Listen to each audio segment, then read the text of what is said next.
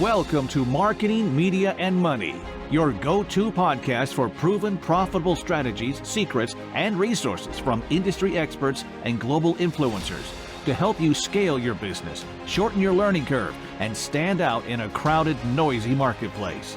Here's your host, award-winning marketing and media strategist and international speaker, Patty Farmer. Hello, everyone, and welcome to this week's episode of Marketing, Media, and Money podcast. And I am really excited about this interview this time because we're going to touch on something that might be a little bit uncomfortable, right? Because sometimes things are, right? But that doesn't mean they shouldn't be discussed. So today, that's what we're going to do. So what if the way you see yourself is quietly holding you back from the success and fulfillment you deserve?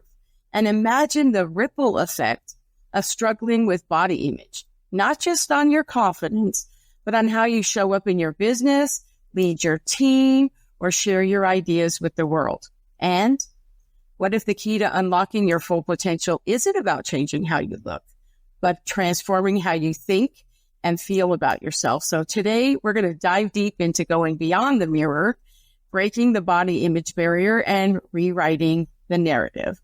And I know somebody who's going to help you do that. She walks this talk every single day, and I've had the pleasure of meeting her in person several times. And so let me tell you a little bit about her. So Karianne Munstedt is an award-winning portrait photographer, speaker, and author. She's an artist and nurturer, fiercely motivated by using her talents to make women feel confident, empowered, and whole. And through her portrait business and as an inspirational speaker, Karianne helps women see their beauty and increase their confidence both in photos and life so they can proudly stand out as the face of the business. So Karianne, thank you so much for being here with me today. You know, I think this is such an important issue, and I'm really glad that we're talking about it now. Not because we shouldn't be talking about it all the time, but I just really feel like right now, what's going on in the world and all the things that people are talking about, I mean, I really feel like we need a pattern disrupt, right? We need to just kind of disrupt the conversation. So I'd like to just jump right in and start with, if we're going to talk about body image, which I think is deeply personal, right? And it does influence our, right, exactly, right? And it influences our personal success and our professional success, we think. But why do you think that this connection between the two so often goes unnoticed? I think we really click together. Like, you know, we think that our body image might affect us in our personal time, but then, like, we don't actually sit down and think about how much, you know, worrying about whether, you know, worrying about if we're in photos or not, you know, being scared of being in a photo, that holds us back, especially if we're business owners, right? To me, not wearing what we want to wear, that holds us back because it doesn't put us in our confidence, right? When we're not wearing things that we love to wear. You know, it holds us back from going to networking meetings because we're so worried that people might be judging us based on the size of our body or what we look like. There are just so many different ways that body image holds us back in our businesses that we don't even really put together because we don't even see that they're linked. And so, you know, I know this for 100% sure, but true, because it affected me in my corporate business. I was in a corporate job for 17 years, and I look back now and I see all the ways that I held myself back because my confidence was so low due to how I felt about my body. And man, I didn't see it at the time though at all. So now that I am able to go back and see it, I'm like, wow, we need to start talking about this more, bringing it to the forefront, because I truly believe that when women start to love or at least accept their bodies more, it's just going to transform their mindset so they can just soar so much more, whether they're in a corporate job or they're in a business. It's really important too. I remember one time I was in this conversation in this like focus group, and there was this girl, and I mean, she was just like, well, there is no normal, but for what society says, right? You know? Right. Exactly. And somebody said this remark after she left, and I have to tell you, I never forgot it. And while it wasn't said to me, I never forgot it, and it kind of affected me mentally. Isn't it amazing how somebody's words can really affect you? And the thing that they said was, and they said it just like this too. So for those of you who are actually watching instead of listening, you're going to get to see me roll for you. They actually said, just because they make it in your size doesn't mean you should wear it. Oh, yeah. That was so ugly, right? And here's the thing about comments like that is that it had nothing to do with the lady who was wearing whatever she wanted to wear and felt good in at that time. It had everything to do with the person who said that and their own insecurities around their body, right? I am 47 years old and I am wearing crop tops all the time now. And because I just feel really good and sexy and strong in crop tops. And I mean, should a 47-year-old woman be wearing a crop top just because it comes in my size? I don't know, maybe, but who's to say what we should and should not wear? That is deeply individual and personal based on how we want to feel. And just because someone else doesn't feel the same way, it doesn't mean that they need to share those opinions as well, right? That's her own internal work that woman needs to do.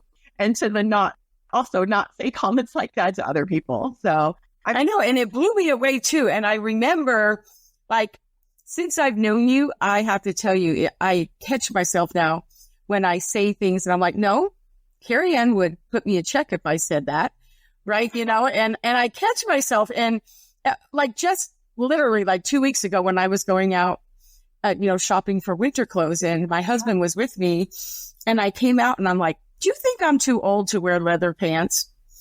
And he said, absolutely not. Those look really hot on you, babe. You should get them. So I did.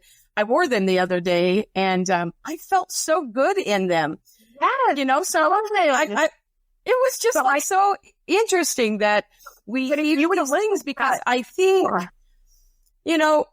so really the roles that society and external influences play in shaping our self-perception really is kind of amazing when I see it. And not just in what I think most people think. I think a lot of people would probably think, oh yeah, if you're a 14 plus, that probably does. But I'm going to tell you, my best friend, she's 85 pounds dripping wet. And she will say to me, oh, Patty, I don't feel comfortable wearing this, or what do you think about that? So it's across the board. It's across the board. Yeah. So that's a really important point, Patty, is that just because, so society has told us what good bodies look like, right? I mean, we've been told all of our lives that thin bodies, white bodies, stuff like that those are the ideal. And just because someone is in that type of body does not mean that they do not have the same body insecurities as a very, very curvy woman does. You know what I mean? It's we all suffer from body insecurities in one way or another because of conditioning that we have learned through society, conditioning that we have learned from our parents, from our peers. At some point in our life, someone has made some remark like that lady did that has been with you for this long. Right. And then we've taken that as gospel and, thought to ourselves, oh, we shouldn't be wearing those leather pants. I am a woman of a certain age. I should not be doing that. Right. And then it takes someone else, right? Me, maybe talking about body image. Every time we get on a call, we're talking about body image, right, Patty? It's right. It's what I do all the time. Right. So my voice in your head, making you stop and actually listen to those voices. Right. Because if you wouldn't have actually taken a second to really kind of listen to that voice and challenge a little bit and bring it up to your husband too. You could have just put it on and taken it right off and not even went out and asked your husband, right? But you listened enough that you were able to challenge for a second and then go out and then ask for his input to help you kind of with that challenge. And then you were able to kind of reframe that thinking around what is acceptable to wear and what's not acceptable to wear. And now you're rocking those leather pants. It feels hot and powerful and right. And I love it. Other things too, because I feel there's so many things that come up. I know that sometimes I'm in conversations with people and, women, since my company works specifically with women, I hear things all the time I have so much gray now, but I love it. It's so beautiful. It's white. My mom did that. I'm thinking about just going letting the white go. And then the other girls in the group were like, oh no, like you're a speaker. Like this wasn't to me, right? But you're a speaker. You can't do that. Or the whole one about, oh, once you're over 60, you're supposed to wear your hair short and all of those things. Right. And I'm thinking to myself, are you kidding? I have gray hair and I color it just because I like the color of my hair. But if I wanted to, I would. And I like long hair, and my hair is going to be long all the way into the day I die because I like it. I don't care what society tells me, but I do know that there are subtle things that, those are kind of big things, right? But there's little subtle things that I don't think people notice. And I think sometimes if you are a speaker or you are a professional and you're in the public eye, sometimes we have these pressures. How do you feel that they can break free from some of those pressures that society is pretty much telling us we should be listening to? Yeah, it's hard, right? I mean, we all have those pressures, especially if we're in certain arenas, like up on stages or something where you've been told that you're supposed to dress in a professional manner. You're supposed to wear heels. You're supposed to have your hair colored, all these things, right? That we're supposed to have done. What makes us different is truly what the world needs, right? So us leaning into our differences, whether it's wearing sneakers that actually so many speakers are wearing now on stage, right? Fun sneakers, or wearing more casual outfits, or, going all gray, or whatever it is that they want to do. What makes them different is what's actually going to make them stand out even more. And you know what I mean? Make them even more memorable, because people are going to remember that person is stepping into their own realness, their own authenticity, right? But I know it's not hard. I mean, I know it's not easy. It's hard when you've been conditioned for so long to do things a certain way. So, I think that the only thing that you can do is just take small steps towards it, right? Just do one little thing, take one little action every day that kind of moves you more and more towards it. Whether it's, wearing, they have like sneaker heels now. It's so cool. So they're heels with their sneakers. So they're comfortable heels, like so fun. So just like doing little things, letting a little bit of gray show through. Maybe you don't want to go full gray yet or something like that, but letting a little gray show through, wearing a more fun, sparkly shirt or something like that, rather than like the professional, suit and jacket or something on stage. Just taking little steps every single day. And then you will be amazed by how much you transform within a year, because you just were able to like slowly but surely kind of like eased into things. Also, on social media, follow people who are doing things a little bit different, because the more that you see people doing things differently, the more, it becomes normalized to your eyes. And then when you do it for yourself, it's more normal, rather than feeling like you're doing something totally different, because you're seeing that other people are doing those things and rocking those things. So I think that those are the two easiest ways to start making our own changes when it comes to, how we are showing up in a more authentic way to us. It's really important. Like I know in the last year, one of the biggest changes I did for me was I really embrace color, meaning that while black is like my favorite color, and I always like to say that I'll wear black until they come up with something darker, right? I just like it. However, I also know that I've always fed myself the line that black makes me look thinner. And last year, I have just embraced wearing my brand, and all of a sudden, you'll see me everywhere now in turquoise and purple. And I think, why in the world have I not been doing this? Because I feel so good because I live my life in color.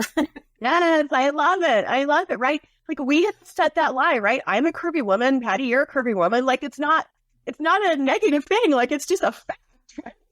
And we have been fed this lie that we should show up in black all the time because it makes us look slimmer. It makes us look smaller. Like, why do we always have to look sleeker? Like, what is the reason for this? You love black and want to wear black. You're both in black. And you're like, I have no reason for it. I'm usually into the colorful things too, but I just, saw this outfit in my closet this morning. I'm like, that's what I want to wear today. But like, I love to dress in colors. And as a curvy woman, it obviously highlights my body then more, and it makes me more visible, more seen. And, we've been trying to do the opposite, be less seen, and in wearing black helps us with that. But man, like, again, stepping into our authenticity, like body size literally doesn't matter. Like we are critical of ourselves, but no one is as critical of us as we are of ourselves. No one is like, I see, curvier women out wearing colors, and I'm like, yes, go girl, right? It's not like, oh, why are you wearing that? We wear what? I know, right? Like, it's just these lies that we've been fed by society or wherever we pick them up down the road, these rules that we're supposed to follow. And anything that we can start doing to slowly but surely break these rules and just live a more authentic life, like life out of color, like you said, to who we are.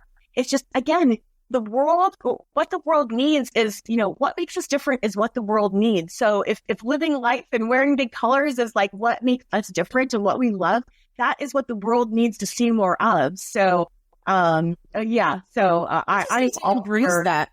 Yeah, I embrace it. Last year for my birthday, that same best friend sent me these flowers, and they were psychedelic colors. Like, I'd never seen flowers. I've seen flowers of all different colors, but not on the same flower. Like, so they were like all multicolored and stuff. They were absolutely beautiful. And so I called her up and I was like, wow, this was kind of unique and I love them. And she says, that's because you live your life in full color. And as soon as I saw them, they made me think of you. And I have to tell you, it was probably like the greatest feeling. I remember thinking, oh my gosh, that's so amazing. And it was like literally in that moment, I said, you know what? I'm just embracing that. It is who I am. It has always been who I am. Why is it not what I wear? Like, so that is just kind of it's like what's in alignment. You're, who you are on the inside wasn't in alignment with how you were showing up on the outside, right? So, so just having that reminder, and how beautiful to have a friend who sees you so well, to be seen so well by your good friend so that she can help you see yourself in that way as well. I mean, it's beautiful. Oh, thank you.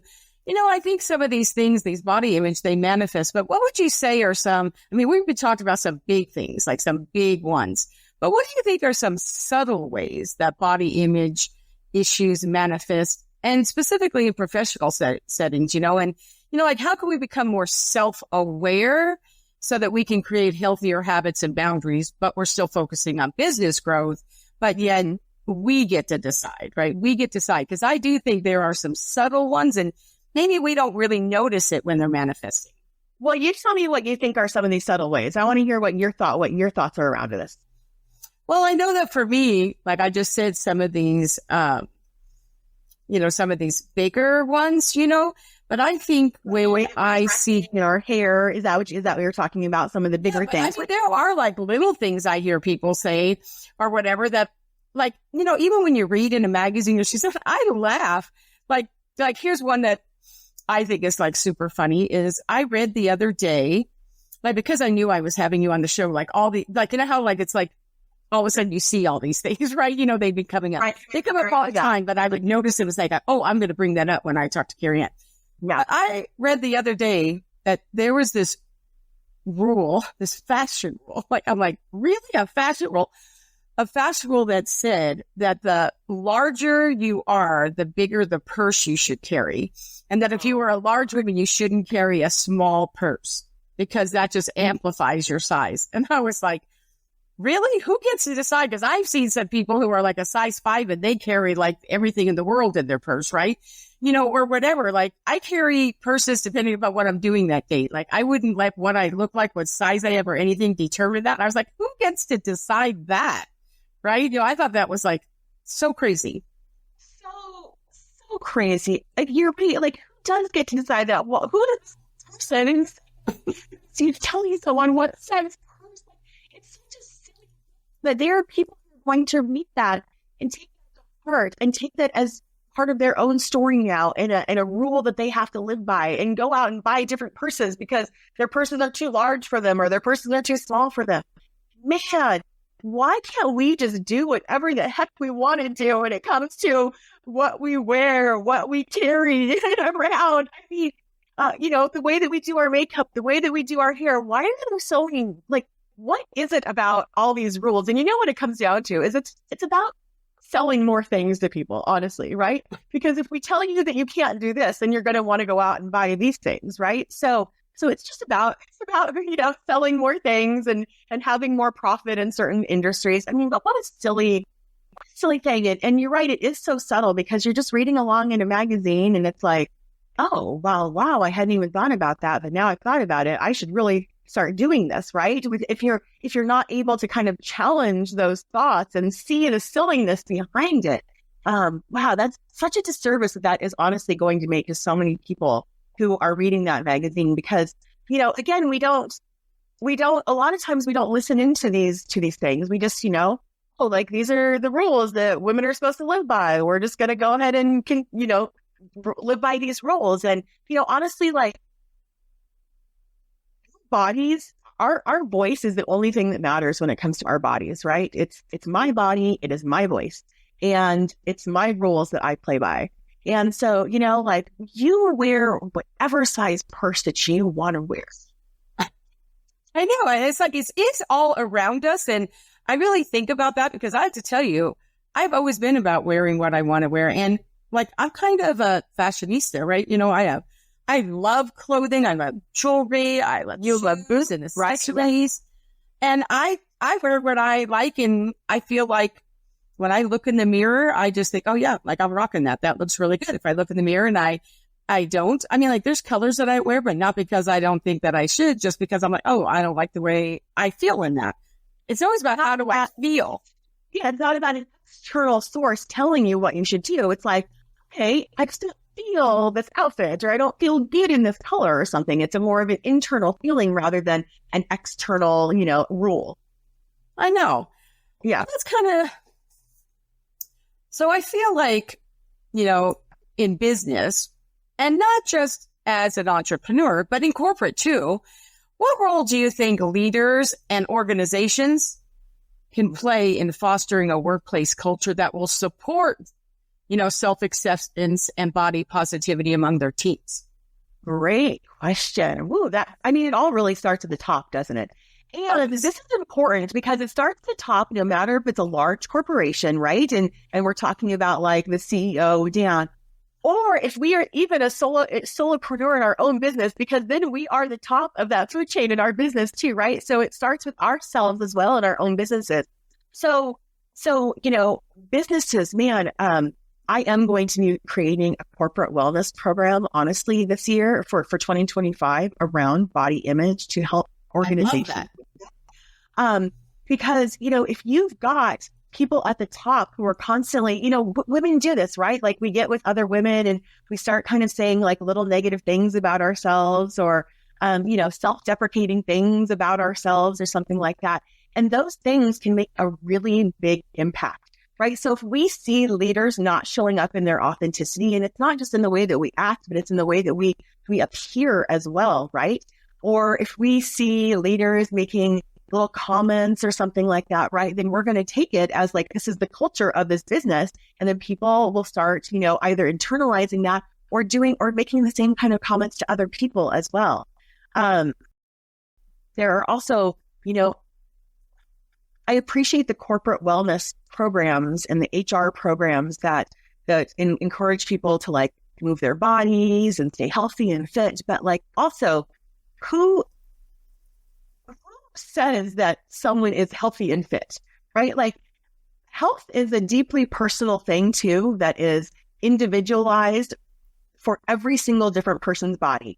Like, the BMI is just such a silly way to like look at people's health, because it was from so long ago, and I do not. And the food pyramid, look at that one. I mean, how? Like, it's so outdated. Also, so much lately that like, we've been told, if you want to lose weight, you should be eating, vegetables all the time, all this stuff. And I go see a naturopath and she's like, stay away from like most vegetables because they're actually really not good for you. I'm like, what are you talking about? That's complete opposite of what we've been told like my entire life. Like, to be healthy, you should eat vegetables and fruits. And she's like, that's a lie that's been told to us, right? So health is so deeply personal, and it's so different for every single person, because a person who looks super trim and who maybe goes running every single day could actually be very unhealthy when it comes to like their lab work and stuff.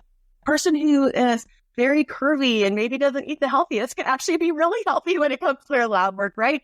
So even corporate wellness programs, that I appreciate that the idea is to create a healthy workplace, but I feel like it's also, contributing to like oh, well, if you're a larger person, you should be moving your body more, you should be watching your calories more, you should be doing this to become healthier. So in ways, I feel like it also kind of promotes an unhealthy self-image for some people in the organization too.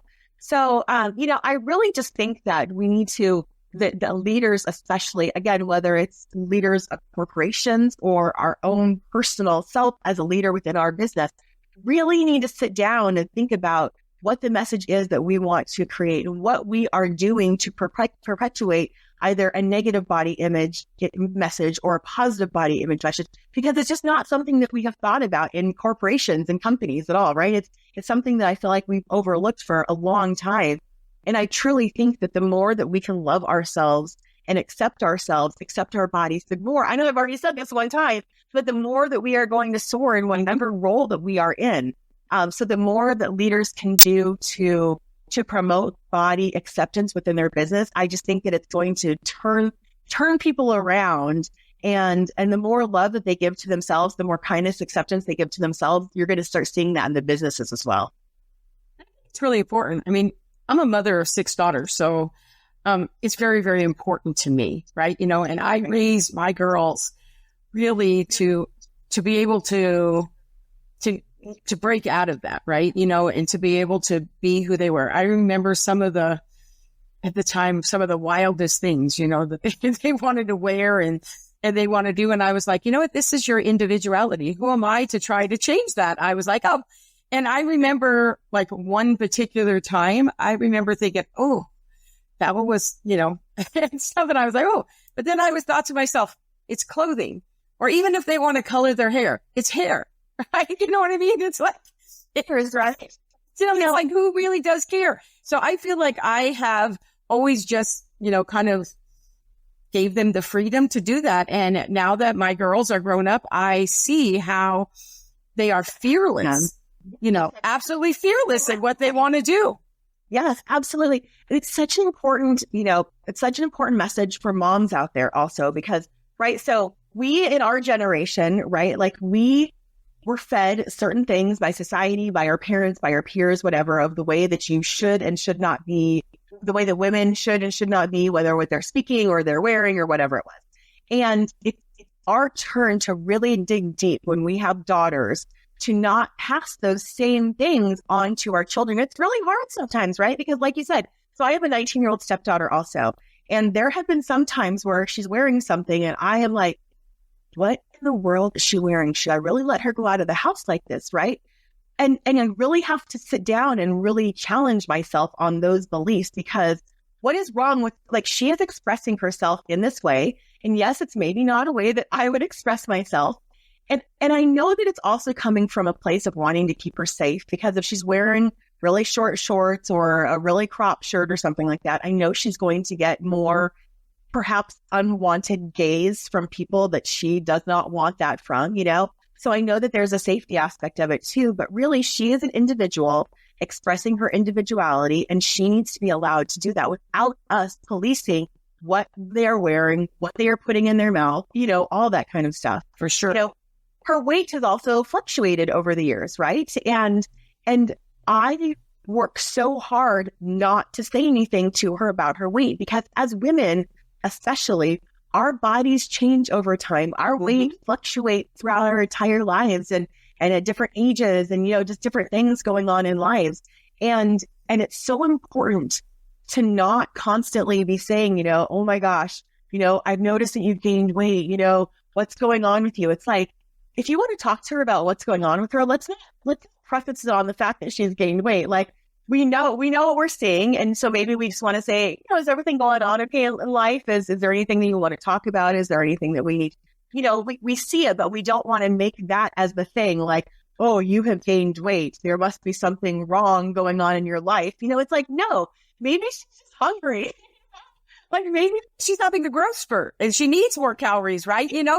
I think stop commenting on our daughters' bodies, right? I mean, it's such an important thing. And I'm so proud of you, Patty, for seeing that and for doing that for your daughters. It's such a good gift that you were able to give to them as a mom, and one of the greatest gifts that you could give to them. Thank you so much. Now, I come from a family of 5 girls too. And so it wasn't always that way when I grew up, right? And I remember it's probably looking back, I'm going to say is probably one of the biggest accomplishments I feel like I did without knowing that I did, right? How like sometimes things you set out to do and then sometimes you just look back and you're like, oh, wow, I really had my stuff together when I said that. But I remember my oldest daughter, my firstborn, and I was still pretty young. And I remember looking at her, like I can pull it up right now, looking at her. And the very first thing I said to her when she was literally 3 breaths born, I said to her, the buck stops here. Your life will not be my life. And so good. So good. In lots of different ways, right? I mean, the body image and one of the ways as well. Right? Like these types of, promoting negative body image, it's generational, right? Mm-hmm. Like we learn things, we learn things because we heard things from our parents, our moms probably, mostly, but our dads as well, added into it. My dad was very much like, he had to have a wife who was very trim and then he needed to have a daughter who was very trim too. So I saw the way that my mom needed to maintain this look because of the way that my father needed her to be. Mm-hmm. And then I emulated that too. So then I started every single diet so I could be trim as well. Right. But they learned it from another generation too, right? It's a generational, and we have to be the people that stop this generational cycle of negative body image. Absolutely. That we are, so that we allow our children and our grandchildren just to release that shit, right? I hope I can see that on here. No, that's fine. All that mindset crap and not have to deal with it anymore, so they can go and focus on things that are so much more important in this life. You know what I mean? Rather than being held back by how they feel about their bodies. I know when you think about it, though, there's a lot of things like, not just body image. I see that it has affected a lot of things. Like I remember one of my daughters coming home when she was in school. She was like in junior high, and she said, and she was a good student, and she got a C on a test. And she said, and I said, well, do you need some help? Because she was a really good student, just naturally was. And she said, well, my teacher said that I'm just not a good test taker. So Mom, you just need to understand I'm not a good test taker. I'm like, no, you're not going to wear that label. I mean, don't accept that. Don't accept that. Yes, because something said so. Oh, wow. The things that people can just say is like an awful remark, but then we take again as like gospel for our life, right? I mean, it becomes part of our identity and who we are just because of an off little thing. And so bravo to you for like listening to that and being like, no, you are not taking that as part of your identity, right? No matter what it is, those, whether you're so many people have been told that they were bad in school. And so they just took that as their identity, as they were bad in school or whatever they were bad in. But that is just somebody saying a snide remark, maybe having an off moment. But it's remarkable how much little things like that can impact other people for literally the rest of their lives. I know when you think about them, though, really, I mean, so I will just say like the biggest thing that affected my life is I grew up till I was like 25. I was probably like 115 pounds. And then I had a health scare. And when I had that health scare, I had to have chemotherapy for like a year. Totally fine now. Everything worked out. They figured out what it was. But for a year, I had to have chemotherapy. And I gained 80 pounds. Like in that time, taking all those steroids and stuff, I gained like 80 pounds and I was just like so freaked out about it. And I remember afterwards when they did the surgery and I was fine, going to the doctor and saying like, so am I going to lose that 80 pounds now? Like, I was like totally freaked out. I was like 25. I'm like, am I going to lose that 80 pounds? Because I couldn't believe that I'd gained so much weight. And the doctor said to me, I'll never forget it. He said, Patty, you should just be glad that you're alive and don't worry about the weight, because now that you've had those steroids, you're probably never going to lose that weight. And I was like, really? He said, yes. And you should just be thankful. And I bought into that. And I think for years and years after that, I literally didn't lose weight because I just said, oh, I should just be glad that I'm alive. My doctor said that because I had those steroids and I took all those that I'm never going to be able to lose the weight. I think if I look back, I wish I would have looked at him and just said, you know what? Watch me. Right? Well, and done like, I mean, okay, take, he says he's allowed to feel and to say what he thinks, but you're allowed to also not believe what he said and not take that as your own rule now, right? We don't know, like, he's a doctor, like he is the expert in this, like we should listen to those people, but really we've got to listen to our own internal selves and do what works for us. And, that might be different than what, society has told us to do, what doctors and experts are telling us to do. But the more that we just listen to ourselves and the more that we have our own voice for our own selves, our own bodies, I mean, that's going to get you so much more. But you're right. I mean, what a terrible decision to say. Oh, when I think about it, I think that's why when I had my children, I was kind of like, no, we're just not going to just take on what everybody else says, But here's kind of the thing. How do you think we can, I mean, we're professionals, right? How can we approach conversations about body image or some of these struggles, in the workplace or in organizations or groups we're a part of or all of these things without feeling vulnerable or exposed ourselves?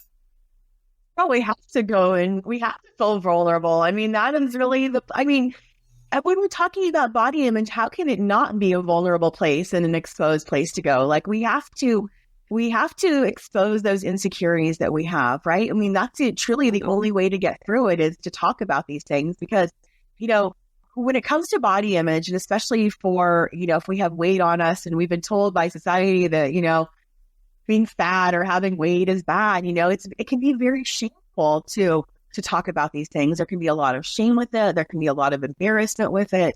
And there, if we're going to change society and we're going to have conversations around this, we're going to have to be vulnerable. We're going to have to open up, and it's going to be hard and it's going to be scary. But as, Glennon Doyle and so many people say, we can do these hard things. We can have these scary conversations because once we lean into them and we do these hard things, that's when the shame starts to go away. That's when the embarrassment starts to go away. I am the exact same way. So I have lost some weight over the past couple of years, and at my highest weight, I was 297 pounds, right? And there is a time where I would have never admitted I was 297 pounds because it was very shameful. I mean, like I'd done a lot of like body work by that time. And so I was finally able to get through it. But before that, I would never say my weight publicly because, oh my gosh, then people would judge me for the size of my body, right?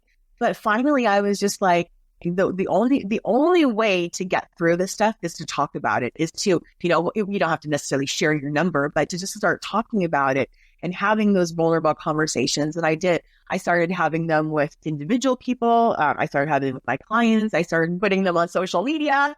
And that's really gets vulnerable when you put it down on social media. And because I was vulnerable, because I exposed myself and let all my fear and shame come out, now I'm inspiring other people to do the same thing. And I have let go of all of that shit now. So it doesn't hold me back at all. I mean, okay, I don't think that's fabulous though. But it's like, but you have to do the hard things, right? You have to talk about it. You have to be vulnerable around it too. But sometimes when you're in the workplace, though, you have to be really, really careful, right? When you're broaching your subject, of course. So you have to also use your intuition and know if you're in a safe space or not, right, Patty? Like if you are in like I photograph women for the most part. I am in a safe space to be able to do this. Even when I put stuff out on social media, most of my following is women. I mean, most of the comments I get are very positive and, inspirational stuff. If it was different, I might feel differently about putting some things out there. I know I open myself up to criticism, but if you're in a workplace and it is not a safe space for you, two things: don't open up about that and go find yourself a new workplace, because who wants to feel it? Honestly, like, who wants to feel unsafe in the workplace? And not maybe not physical unsafeness, but even unsafeness, not even a word. Even, physically, emotional is even harder though. Emotional, right? Emotional safety is so important. And that's where body image stuff comes in. So if you work for an organization that doesn't support women wanting to be stronger in their body, or doesn't support, people being vulnerable and talking about things, like, we need to find a new place for you to go to so that you can be vulnerable in those areas. I love that. So let's kind of shift it a little bit. So how would you say are some of the ways that we can shift our focus from these perceived physical imperfections to our unique strengths, our skills, and our potential, right? Let's just shift that and say, we just need to shift that focus, right? And what are some of the ways that you think people can do that? So one of the simplest but hardest ways is to really start taking the time to listen to our thoughts, right? It's a hard thing to actually listen to what's going on in our head because it's so automatic. It's so ingrained. But if we can just even take a few seconds out of each day to listen to a thought and listen to a story that's going on in our head and ask ourselves then, is this story even mine? Right? So you have been fed a story, Patty, that you're not supposed to wear tight leather pants, maybe ever, or over a certain age or over a certain body size or whatever it is, if you were able to actually listen in a little bit because you challenged that a little bit, you didn't just take them off or you didn't even you picked them up to begin with, that's challenging it to begin with, right? But you were able to challenge that a little bit. And it's whose story was that? Is that even something that you truly believe? Is it something that you truly believe that you can't wear tight leather pants? I would assume it's not. It's a story that you were maybe told by, you read in a magazine somewhere, or maybe from your mom, or, something like that. That you shouldn't be wearing certain things over a certain age or something like that, right? So the more that we can just, again, I know it's a simple thing, but it's not an easy thing. But the more that we can listen in to our thoughts and just challenge them a little bit, even if we don't go all the way and buy the leather pants that day, even if we just challenge that thought, it starts a process of challenging even more thoughts, challenging more thoughts, and eventually it's going to create a ripple effect and you're going to change your whole mindset. So that is, again, that's a simple, but not a really easy way. But I mentioned it earlier too, we have this beautiful thing called social media, and we can curate our social media to be on whatever it is, And so I always start off with one of the first things I start off with asking people to do is to really curate your social media and stop following people, stop interacting with people who are promoting unhealthy mindset things, or promoting weight loss or promoting the diet culture and that kind of stuff. Start following them and start following people who however you want to authentically live your life, start following people who are authentically living their lives in big ways on social media. Because the more that you see it, the more that it's visible to you, the more that you're going to start being able to change your own mindset around it. So that is a really easy way to start making some small changes. And again, after a while, you're going to see some really big changes. That when we can embrace self-acceptance, and our own body positivity, not only is that going to transform our personal and professional lives, but it's going to inspire other people around us to do the same, right? And so I think that, it's kind of like breaking free from these limiting beliefs about our body, right? Yeah. And I love that one of the things that you talk about and live, and if anybody's following her, and you will be, and I'm sure you will be, and we'll tell you how to do that in a second. But it really does help you to feel more confident and more successful, right? And I think that is really important because how many people, when you think about it, what they're selling, what they're saying with their voice, right? With their voice is, you don't have to do it the same way. I mean, I know for me, that's what I say. I tell everybody all the time, you know what? My number one person that I love to work with is the action taking decision maker and a rule breaker. I love rule breakers, right? I'm a rule breaker. I love them. But then you got to ask yourself, if you're not attracting the right people around you, is it because what you're saying and what you're doing may not match up? They may not be in alignment. Or what you're saying is different than the what you're projecting to people in terms of, what you're putting out there in terms of your photos or the way that you're showing up to events and stuff like that. Absolutely. One of the things that I have loved watching you do, and I think you started out as 40 over 40. That's what it started out as, right? 40 over 40. I did a project for 4 years, yes, and it started out as calling 40 over 40. Yep. And then it had a new name. Then it changed the name. And I just saw something I social just this morning. Yeah. And the photos were phenomenal, like phenomenal. Yes. Yes. Yes. So I am a photographer by trade. I also do coaching. I do speaking. But really body image is my platform. And so I did a project so I'm a woman over 40. I am 47. And I think that when we get over that age of 40, right, we kind of stop seeing ourselves, women who look like us represented in media, in magazines, in movies, all the things, right? And so I wanted to create a project that really celebrated women over 40, because what I was seeing from all the women over the age of 40 that I was photographing was how beautiful they were, how successful they were, how much they were just like killing it in life and doing all these beautiful, beautiful things in life. And I wanted to do something to celebrate women over the age of 40. And so it was all around age at first, and it continued to be around age. But man, I just saw them living such beautiful lives, and I saw the beauty in every single one of them and helped them see the beauty in themselves, maybe for the first time ever. So really, we changed it to Embrace Your Beauty, because it became all about embracing not only our outer beauty and seeing that each of us, no matter our age or our size or whatever it is, we are so beautiful, but that they were also living such incredibly beautiful lives. So to embrace that full beauty of themselves. So yeah, it's been an incredible journey over the past 4 years. This is my last year doing this particular project. It's just, things run its course, or, things run their course. And this was just the end of it for now. But celebrating and photographing, I mean, still women over 40 are still the jam. We're just not doing that particular project, but just, helping women feel seen is like one of the greatest gifts, I think, that as a photographer you can give to someone. I really love that too, because like you said, you're a speaker, so you're using your voice, right?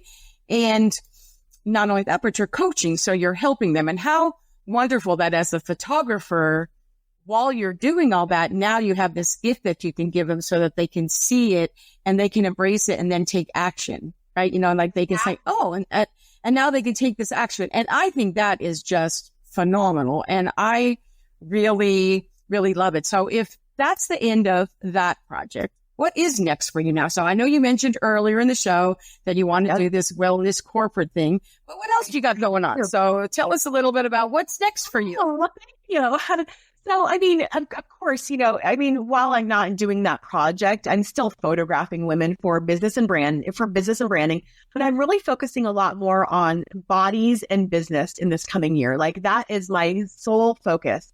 Because I know how much our body image plays when it comes to how we are, thriving either in our own businesses or in corporate. So I'm doing just a lot of things around bodies and business, whether it just be branding photos or boudoir photos to help women, see their bodies in a different way.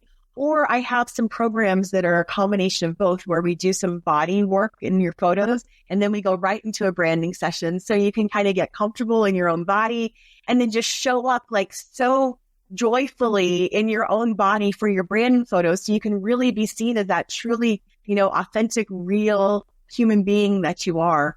I'm taking bodies in business and doing a lot more speaking. I'm going to create the corporate wellness program.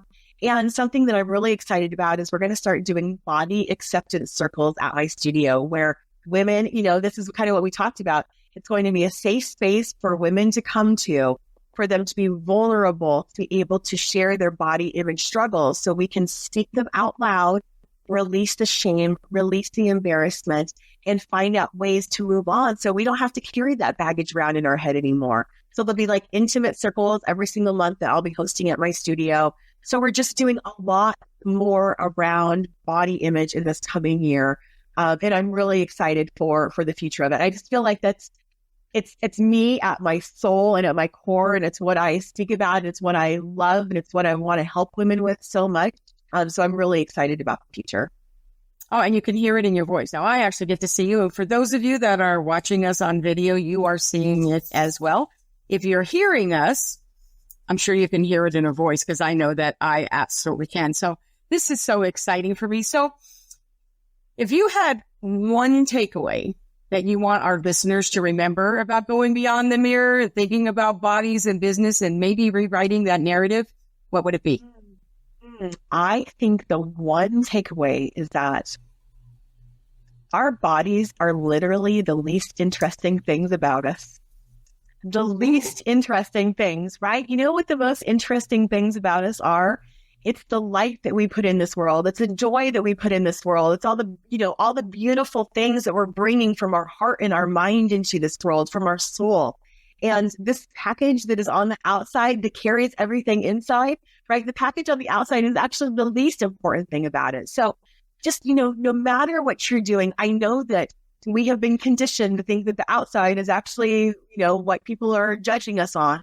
But really, people want to be inspired by what's on the inside and what you're bringing forth into this world. So whatever you're doing, whether, it's in a job or networking or speaking, don't worry about what's on the outside, because that is just a holder of all the beauty that you have on the inside that you're putting out to the world. I love that so much. Recently, in an organization that both you and I belong to, I heard somebody talking about being in a room with like-minded people, like somebody that was a guest. And they said, it's so great to be in a room with like-minded people. And I said, that's kind of a buzzword, right? It's kind of a buzzword. I said, but for me, I really want to be in a room with diverse-minded people. I want to be in a room with diverse-minded people who have different perspectives, who might make me shift my thinking or go, oh, wow, I never thought about that. And so when I was thinking about it, we were talking about it, and I said, I think for me, I love having conversations with people who are heart-centered and diverse-minded. Like, really, that's what I love. If I had to sum it up, I like being with heart-centered but diverse-minded people, because we need to shift this stuff. Like, why should we just stay thinking this old way that we are conditioned over and over? Yeah, good call, Patty. I really like how you reframed that a lot. And, people who are just open-minded also, right? I mean, just about, taking in different perspectives. And I love how you're reframed that. So good on you. There's that marketing brain. I love it. But I was just thinking, it just kind of goes into what we're talking about today, because people have been conditioned about these type of things. And I love that you're stepping up and really, it's really kind of interesting, because I know people who talk about body image, but you're the first person that I've ever met who actually coaches on it. Cause it's like, oh, that's great that you have it, but who's going to help them embrace that? Like, we know that, we know that when we have things, we do what we like to say, personal development, the inner work. This is that too. I mean, you have to do inner work about the outer stuff as well. And I love that you're coaching on that. I think that is just powerful. Yeah, I know people are going to challenge me on this, but I truly feel like getting to the root of our body image stuff is like the most important inner work that we can do, because I truly feel that it informs every other thing that we do in the world. And if we can do all the inner work that we want, but if we still have a hate for our bodies, like, we're never going to be able to fully embrace all the other inner work that we've done, because we're still holding on to something so terribly, heartbreaking inside of us. So I think that the body work is the most important inner work that we can do. And I actually love that. So Karianne, this has been phenomenal. Thank you so much for having this conversation. To the audience, I'm so glad that you're here with us today. I really do. So Karianne, how can people get a hold of you? I know they're going to want to connect with you. How can they do that? Yes. Well, there's only one Karianne Munstedt out there in the world. So as long as you put in the way to spell all that, because that's the hard part, which I know that you will, you can find me at Karianne Munstedt on, all the social platforms. My website is KarianneMunstedt.com, all the things. Connect with me there. If you are suffering from some body image stuff and you know that it's time to work through it, give me a call. Let's reach out and talk about whether coaching or photography is the right way for you to go. But let's do something about it in 2025. Let's release this stuff once and for all, so you can also break free from these limiting, body image ideas, and just break through and just really soar, whether it's in your personal life or your business life. Oh, I absolutely love that. So for those of you that are listening or watching, just look below. We have all the buttons below for you to just click on them, find the way that you want to reach out to her. I have to tell you, I've had some super deep conversations, So whether this is an issue for you or you consider an issue, you want to do some work or you know somebody and maybe you just want to have a conversation on how to support somebody else that you think. I mean, I think that is also a conversation too, is like, how do we support other people in this way? Because, you know, it always starts with us, right? So I think that is really important as well. So thank you so much for having this conversation with me. This has been an absolute honor to have you on the show. Thank you. I'm so grateful that you reached out. Thank you. So if you enjoyed today's episode, and I'm sure you did, please like, subscribe, and review the podcast on your favorite listening platform. And if you haven't checked out the magazine Marketing, Media, and Money as well, check it out at www.m3digitalmag.com. Till next week, have a phenomenal week, and we will see you soon. Thank you for joining us today on the Marketing, Media, and Money podcast. To shorten your learning curve even more, make sure to grab your free copy of the Marketing, Media, and Money magazine at m3magazine.com. That's M3magazine.com. I promise your business will thank you.